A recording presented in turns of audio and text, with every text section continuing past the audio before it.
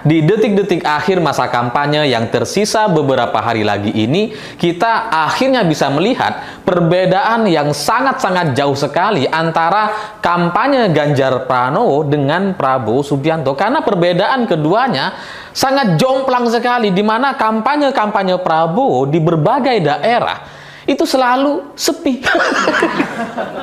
Kayak nggak ada orang gitu. Ini kemana ini orang-orangnya? Bahkan di Surabaya yang dilaksanakan di dalam ruangan indoor gitu ya, yang kapasitasnya mencapai 5.000-an kursi gitu ya, itu yang hadir nggak nyampe 100 ya.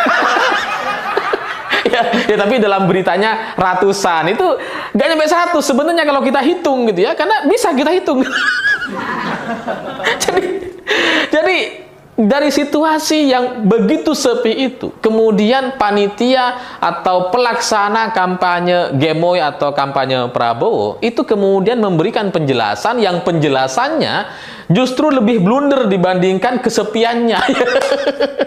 Ini kampanye sepi aja udah blunder gitu ya, malah dijelasin dan penjelasannya lebih blunder lagi karena si panitia mengatakan bahwa banyak orang tidak bisa hadir karena ada acara di tempat lain, ada acara di Sidoarjo lah.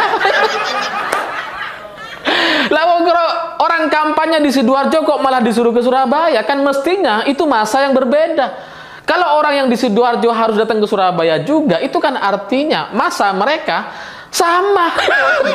Padahal yang namanya kampanye di berbagai daerah itu masanya harus dari daerah masing-masing, wilayah masing-masing, bukan malah dibawa kemana-mana gitu ya. Kampanye di Sidoarjo ke Surabaya, jangan-jangan ini juga dibawa ke tempat-tempat lain. Bayaran semua. Lah pantesan sepi gitu ya, mahal di ongkos kayaknya. Jadi kalau mereka beralasan bahwa relawan atau para pendukung Prabowo nggak bisa hadir karena ada acara lain dan itu ada acara di Sidoarjo, itu kan menunjukkan bahwa mereka emang nggak siap, mereka emang sepi gitu. Emang masanya masa bayaran ini. Dikerahkan ke sana kemari gitu ya. Sehingga ya memang di lapangan ini berbeda sekali dengan situasi di medsos, di kolom komentar atau di survei. Kalau di survei kan angkanya wah fantastis, tinggi, satu putaran katanya. Wah, tapi di lapangan kok nggak ada orang. Wah, di kolom komentar itu banyak buzzer-buzzernya gitu ya. Ya tapi di lapangan, di dunia nyata itu emang nggak bisa di cloning gitu ya. Manusia-manusia itu ya hitungannya satu gitu. Nggak bisa kemudian di-cloning jadi banyak seperti di media sosial. Makanya kemudian di berbagai daerah, di berbagai tempat kampanye Prabowo jadinya sepi. Karena yang rame selama ini hanya buzzer. Hanya di-cloning semua gitu. Bahkan Marwar Sirait yang katanya adalah tokoh PDIP, yang keluar dari PDIP dan kemudian mendukung Prabowo gitu ya. Yang merasa punya basis massa di Subang. Wah, itu bikin kampanye akbar. Prabowo hadir di sana dan masanya dikit. Dikit banget gitu. Jadi, ini bukan lagi cek sound, ini bukan lagi soal artis salah ngundang atau band yang kurang populer dan sebagainya, enggak gitu. Bahkan Prabowo hadir di acara itu pun itu enggak ada orang. Sepi. Dan yang lebih buruk lagi ketika Prabowo ini ada satu video yang viral sekali gitu ya, dan menurut beberapa sumber itu terjadi di Lampung katanya gitu. Jadi Prabowo itu jalan di jalan protokol gitu ya. Ya biasalah, ada dia naik Alphard terus kemudian di sanduf dia berdiri seperti biasa gitu ya. Tapi itu sebenarnya nggak ada orang yang nyambut, jadi dia berdiri aja terus lempar-lempar kaos. Padahal orang nggak peduli gitu. Oh, Prabowo ya wes ngopi mas. Beda kalau Pak Ganjar lari semua itu. Tapi ketika Prabowo yang hadir, orang biasa aja. Oh, Prabowo. Kaos, nggak mau ya. Ada yang lempar kaos, terus kemudian nggak diambil tuh kaosnya. Jadinya ya diambil lagi sama ajudannya yang ada di belakang. Ya, daripada diinjek-injek kan jadi sampah gitu ya. Nggak ada yang sudi nerima kaosnya. Jadi kasihan sekali gitu.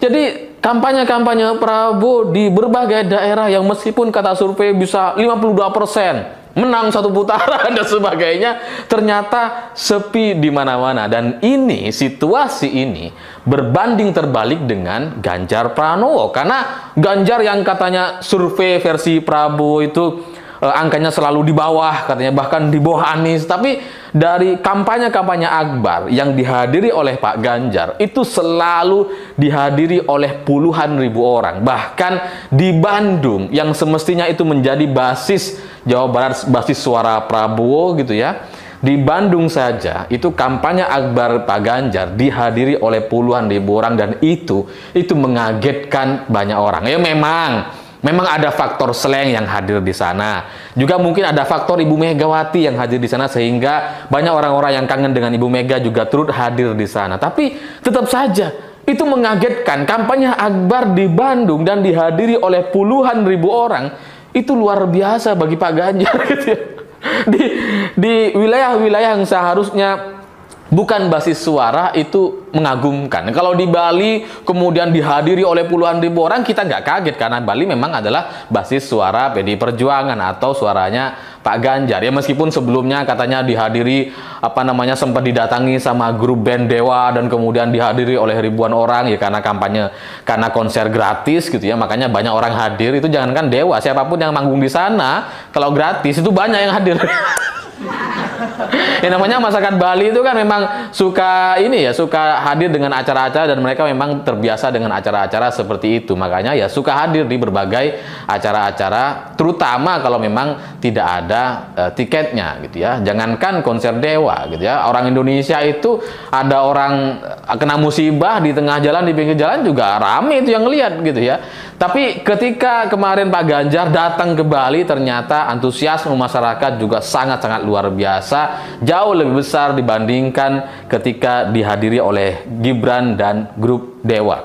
Belum lagi di Jogja ya biasalah. Sekarang kan masyarakat Jogja itu anti sekali dengan PSI yang menghina sultan mereka gitu ya. Jadi mereka pilihannya hanya kepada Pak Ganjar. Kemudian di Medan yang wali kotanya menantu presiden pun itu Pak Ganjar disambut dengan begitu antusias. Di NTT, Cirebon, Semarang memang basis Pak Ganjar. Di Kendal juga itu menjadi lautan massa gitu ya, yang terlihat begitu antusias, dan memang ini menjadi daya tarik sendiri setelah Slank resmi bergabung untuk mendukung Ganjar Pranowo. Karena Slank ini terbukti sebuah grup band yang sejak 2014 mendukung Pak Jokowi, 2019 dukung Pak Jokowi, dan di tahun 2024 mendukung Pak Ganjar. Sehingga mereka sudah ngerti bagaimana caranya untuk menarik masyarakat untuk hadir bersama-sama dan mendukung Ganjar Mahfud. Mereka sudah tahu cara-cara itu, mereka sudah punya pengalaman, dan ini menjadi penyempurnaan. Setelah sebelumnya Pak Ganjar itu didukung oleh grup band anak muda di Jawa Tengah dengan nama NDXAK gitu ya, itu sangat digandrungi oleh anak-anak muda. Saya juga taunya dari teman-teman grup admin di Seaworld gitu ya, itu semua mereka itu sangat-sangat suka dengan lagu-lagu NDXAK. Dan di tanah Jawa ini rasanya mayoritas atau 99% anak-anak muda di tanah Jawa itu tahu NDXAK. Nah, setelah didukung oleh NDXAK kemudian disempurnakan ditambah dengan Slank, ini menjadi satu kombinasi yang sangat-sangat luar biasa. NDXAK di kalangan anak muda terutama di tanah Jawa itu sangat digandrungi, dan Slank ini adalah grup band yang memang sangat legendaris dan punya basis massa yang sangat-sangat kuat. Nah, dengan situasi yang seperti ini, di kampanye akbar yang begitu bertolak belakang, di mana kampanye-kampanye Prabowo itu sedikit sekali masa yang hadir, makanya kemudian kalau kita perhatikan kampanye-kampanye Prabowo itu selalu close up gitu ya, foto-fotonya tuh selalu deket-deket. Karena kalau agak jauh atau dari atas, itu nggak ada orang di belakang. Jadi, di tengah situasi yang begitu bertolak belakang ini, di mana kampanye Prabowo sepi dan kampanye Pak Ganjar itu selalu ramai, selalu antusias disambut oleh masyarakat, maka hari ini saya membaca satu berita yang mungkin ini menjadi satu tanda kepada kita semua. Karena Prabowo bilang bahwa ada info rencana untuk merusak surat suara. Jadi para pemilihnya, para pendukungnya diminta untuk menunggu TPS sampai selesai penghitungannya. Ya, kalau Prabowo sudah bicara seperti ini, itu tandanya dia panik sekali. Karena potensi kecurangan sebenarnya lebih besar di dia. Ya, bagaimana enggak gitu? Dia cawapresnya anak presiden. Pak Jokowi juga sudah bilang bahwa dia akan bisa memihak, bisa kampanye, dan itu disampaikan di hadapan prajurit-prajurit TNI gitu ya.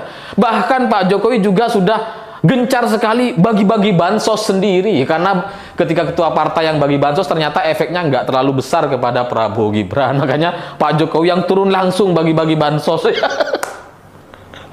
Tapi dengan segala pengerahan itu pun ternyata di lapangan kita bisa melihat bahwa masyarakat jauh-jauh lebih menghendaki pasangan Ganjar dan Pak Mahfud. Makanya di berbagai kampanye, di berbagai daerah, kampanye Prabowo selalu sepi, sementara Ganjar Mahfud di berbagai daerah selalu disambut dengan begitu antusias. Jadi kalau sekarang Prabowo bicara soal adanya info untuk merusak surat suara, itu adalah sebuah tanda kepanikan. Karena ya begitulah mereka gitu ya. Setelah mengerahkan struktur pemerintah yang berbagai elemen sudah melakukan kampanye-kampanye gitu ya, dari mulai menteri sampai kepala desa, aparat desa juga sudah mulai menunjukkan keberpihakan, sudah melakukan kampanye untuk pemenangan 02, tapi ternyata masyarakat hari ini tetap lebih menghendaki Ganjar dan Pak Mahfud. Sudah dibus, sudah dilakukan propaganda dengan memborong lembaga-lembaga survei gitu ya, yang semua diborong oleh mereka, yang katanya bisa menang satu putaran 52%, 56% dan sebagainya, tapi ternyata masyarakat juga tidak bisa terpengaruh. Di masa kampanye Akbar ini kita bisa melihat bahwa pilihan masyarakat Indonesia sudah sangat-sangat tidak bisa diubah-ubah lagi. Sehingga kalau setelah ini ada pengerahan, ada upaya pengkondisian dan sebagainya, itu artinya mereka, pemerintah, sedang melawan kehendak rakyat. Makanya di berbagai daerah ketika Pak Jokowi datang belusukan, kunjungan gitu ya, yang biasanya disambut antusias oleh masyarakat, itu sekarang diteriaki 3 jari atau salam Ganjar Mahfud. Di berbagai daerah, setiap Pak Jokowi lewat, itu tahu aja orang-orang gitu, Ganjar Mahfud selalu 3 jari. Sehingga memang kehendak rakyat untuk memenangkan Ganjar Mahfud nampaknya sudah tidak bisa dibendung lagi. Tidak dengan survei, tidak dengan pengerahan aparat dan pejabat, tidak dengan apapun itu. Makanya dengan situasi seperti sekarang wajar kalau Prabowo menjadi panik sekali, karena dengan pengerahan yang sudah begitu luar biasa ternyata masyarakat tetap tidak mau memilih Prabowo gitu. Dengan menggandeng Gibran dengan harapan dia bisa menang dengan mudahnya, ternyata enggak sama sekali. Jadi dengan situasi yang sudah mulai panik dan terdesak inilah, maka Prabowo memainkan narasi-narasi curang. Padahal yang paling bisa curang ya mereka. Loh, mereka pemerintahnya. Yang relawan-relawan dipukuli oleh aparat siapa? Ya relawan Ganjar Mahfud gitu. Dan aparatnya siapa? Ya pemerintah gitu kan.